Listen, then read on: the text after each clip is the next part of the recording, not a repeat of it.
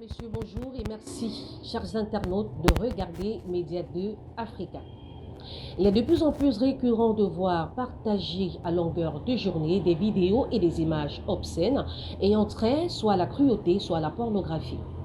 Concernant le deuxième aspect, des images de sextape ou encore des ébats sexuels des couples ne cessent d'être partagées sans gêne au Cameroun depuis un certain temps. Pourtant, cet acte est une infraction.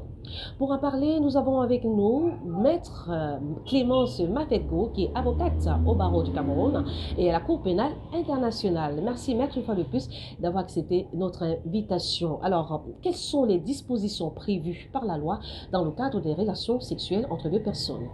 La relation sexuelle entre deux personnes est une activité intime qui devrait se passer dans un milieu intime. La loi préserve l'opinion publique, les mœurs, et c'est à ce titre qu'il y a plusieurs textes prévus, non seulement sur le plan national, mais également sur le plan international. Maître, dis-nous, à quel type d'infraction pénale fait-on face lorsqu'on publie des images obscènes ou encore des vidéos, des ébats sexuels des gens sur la place publique? La publication des scènes obscènes est un délit sanctionné non seulement par le code pénal, mais également par les textes, certains textes internationaux. Parce que cette activité choque le public, choque les bonnes mœurs, choque nos enfants qui ne sont pas au courant, compte tenu de leur âge, à de pareilles activités. Maître, dites-nous, à quoi s'exposent les auteurs des publications obscènes? Prenons le cas d'un couple qui filme et qui diffuse au vu et au su de tous leurs ébats sexuels de façon consentante. Deux personnes peuvent s'amuser comme ils le veulent, mais que ce soit dans un endroit privé. Par exemple, la masturbation et autres, ça entre toujours dans ce genre d'activité dont le législateur a mis en place un canevas juridique pour préserver les bonnes mœurs, pour préserver les mœurs vierges, si je peux me permettre l'expression, parce que deux personnes ne peuvent pas décider de s'engager dans une activité et de choquer le public. C'est une activité qui doit se faire dans un cadre, dans le respect des tiers. Si les deux sont consentants et décident de mettre leur activité sur la scène publique, ils s'exposent à la sanction de l'article 265 du Code pénal qui punit les auteurs de telles publications à une sanction, non seulement à une peine privative de liberté qui va de un mois à un an, mais également à une peine d'amende qui va de 10 000 à 500 000. Ça, c'est relativement au code, à la sanction du législateur pénal camerounais. Il y a également le texte du 21 décembre relatif à la cybercriminalité qui prévoit une sanction un peu plus forte si la publication se fait dans les réseaux sociaux, parce qu'il faut avouer que la publication peut se faire non seulement dans les réseaux sociaux, mais même sur la place publique. Deux personnes peuvent décider de voler, de se faire plaisir au vu et au su de tout le monde. Dans ces conditions, le législateur punit, en plus de la loi pénale, il y a également la loi sur la cybercriminalité qui prévoit une peine de 1 an à 5 ans et d'une amende également de 1 million à 5 millions. Donc le législateur, lorsqu'il s'agit de la publication dans les réseaux sociaux, le législateur est plus dur. Il faudrait que les internautes le sachent, le législateur est plus dur parce que la peine, pas d'année en année, 1 an à 5 ans ou de 1 million à 5 millions. Donc les auteurs sont rigoureusement sanctionnés parce que lorsque c'est sur les réseaux sociaux, le public cible est plus élargi.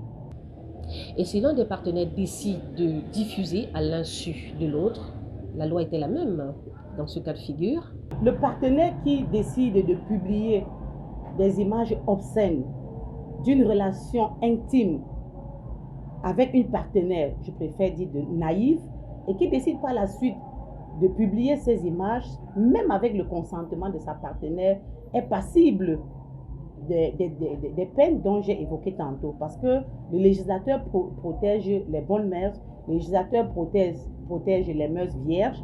Donc, même s'il publie avec le consentement de sa partenaire ou sans son consentement, il est passible des mêmes peines. Si un des partenaires décide de publier, au-delà même de la loi, il s'agit d'un partenaire lâche, Parce que si vous décidez d'avoir une relation intime avec une de vos partenaires et que vous publiez, il s'agit d'une personne qui est, on peut dire, il s'agit d'un dément ou d'un déficient mental. Vous avez pris plaisir en privé, pourquoi publier cela?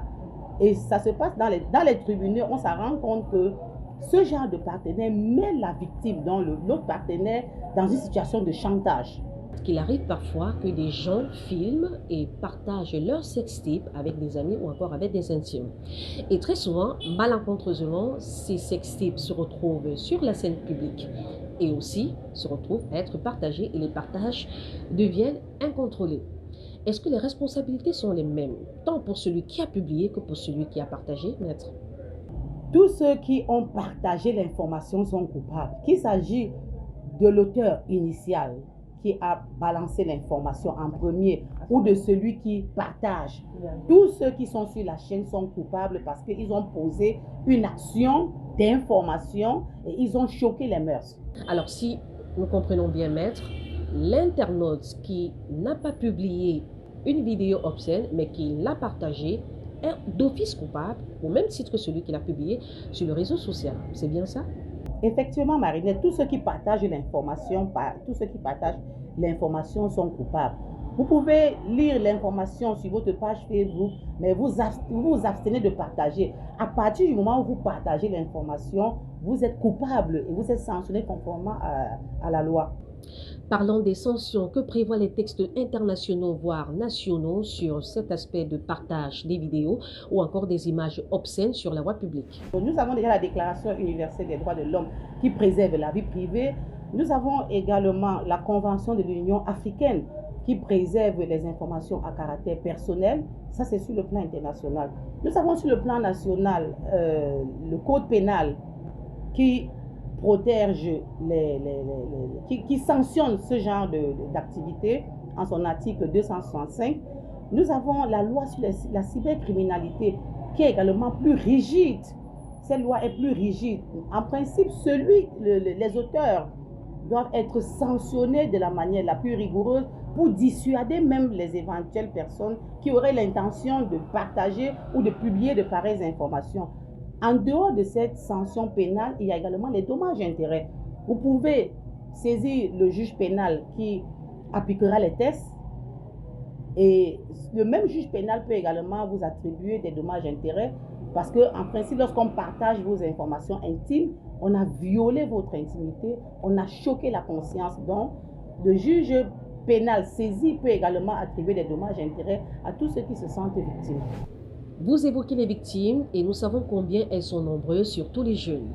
95% d'entre eux disposent d'un smartphone et sont donc directement exposés à ce genre de contenu inapproprié. Alors, parlons donc de cet aspect. Si la victime est mineure et est exposée à la sextape, que prévoit la loi? Les mineurs sont les enfants du procureur et à ce titre, ils ont une super protection.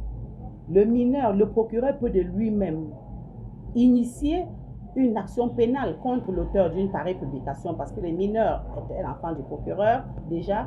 Le procureur peut décider de lui-même, à la suite d'une pareille publication, initier une action pour faire sanctionner les auteurs d'une pareille publication qui choque la conscience.